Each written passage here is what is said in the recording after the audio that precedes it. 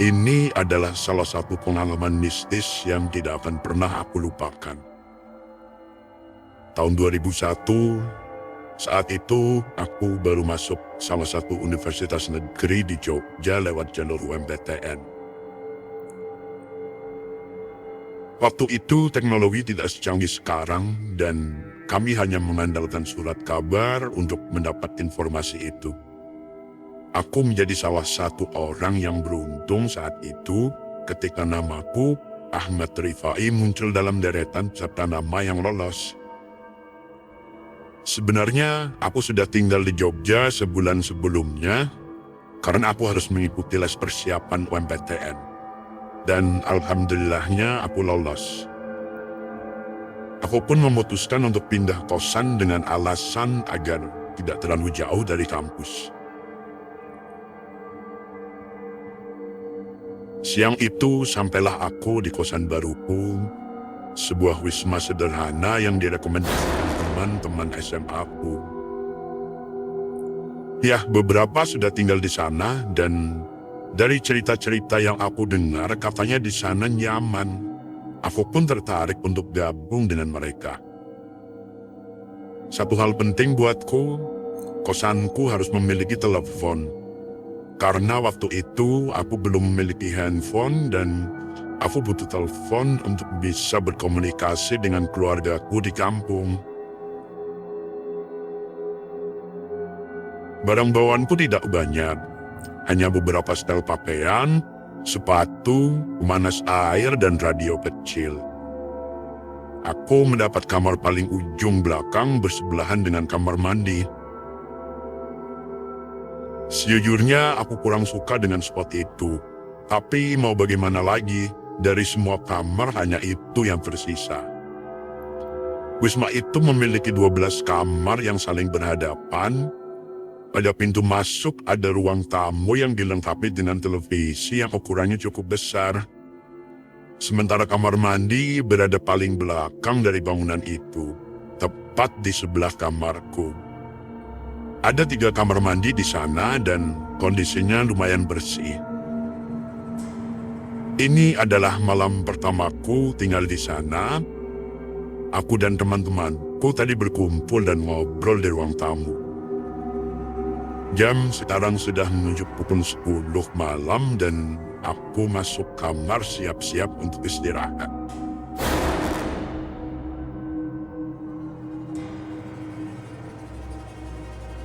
Entah kenapa malam itu terasa begitu lama dan rasanya aku susah banget tidur. Mungkin karena ini tempat baru, jadi aku butuh penyesuaian. Aku pun menghidupkan radioku dan mendengar siaran apa aja, yang penting ada lagu-lagu dan suaranya jernih. Tak terasa jam sudah menuju pukul 2 pagi, aku belum juga tertidur. Sepertinya aku harus mematikan lampu kamar ini. Toh di luar terang, jadi cahayanya masih bisa masuk dari celah angin-angin di atas pintu. Nah, lebih baik gelap begini. Aku mendengar ada orang di kamar mandi, mungkin itu salah satu temanku. Sambil terus mendengarkan suara di kamar mandi, aku melihat ke arah celah bawah pintu, karena dari situ akan terlihat jika ada orang yang melewati kamarku. Suara di kamar mandi pun berhenti, namun entah kenapa aku belum melihat ada yang lewat. Sudahlah, mungkin aku tidak sempat melihatnya tadi. Kantuk mulai menyerangku dan tanpa sadar aku pun tertidur. Entah sudah berapa lama aku tertidur, tiba-tiba aku terbangun karena mendengar pintu kamarku diketuk.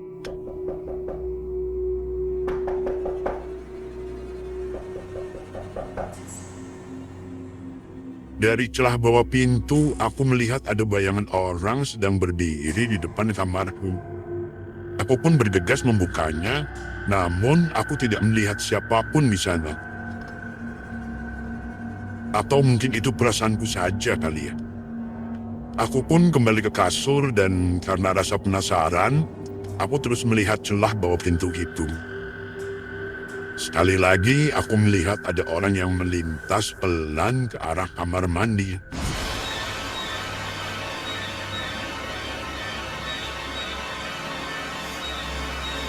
Saking penasarannya, aku pun menyusul ke kamar mandi. Betul saja, tidak ada siapa-siapa di sana.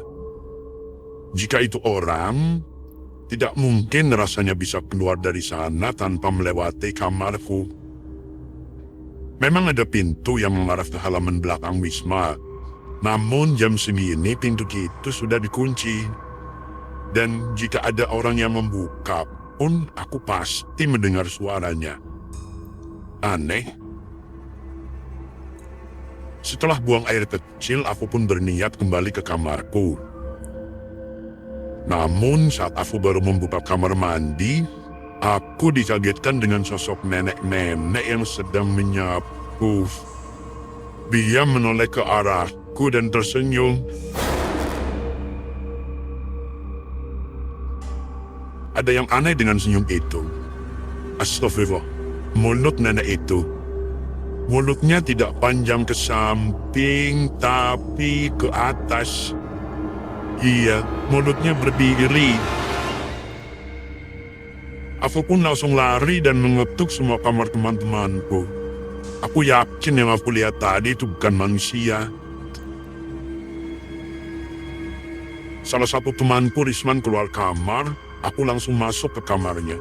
Ris, malam ini aku numpang di kamarmu ya. Risman pun penasaran dengan apa yang terjadi. Aku ceritakan semuanya dan Risman malah tertawa. Ternyata dia sudah tahu masalah ini. Tak apa cuy, si Mbak Iku mau ngajak kenalan. Mau ya bersapa Rene. Sisuk ya paling neng kamarmu, santai ya. Aku agak kesal dengan teman-temanku. Ini sama saja mereka menjebakku masuk ke Wisma ini. Mereka sudah tahu masalah nenek sapu itu. Setiap malam, Simba selalu mondar-mandir di area Wisma. Dia sering terlihat sedang menyapu, dan hampir di semua sudut ruangan, termasuk ke kamar-kamar kami. Malam-malam selanjutnya pun, aku sudah mulai terbiasa dan sudah berani tidur di kamarku sendirian. Dan hampir setiap malam pula, Simba selalu mengunjungi kami. Dia seolah-olah menyapu kamar kami, dan jika kami terbangun, dia hanya tersenyum dengan mulut anehnya. 2 tahun lalu, aku masih mendengar cerita tentang Simbah nyapu itu dari adik angkatanku yang kebetulan juga tinggal di sana. Aku sendiri jadi teringat masa-masa itu dan rasanya ingin mengunjungi Simbah lagi.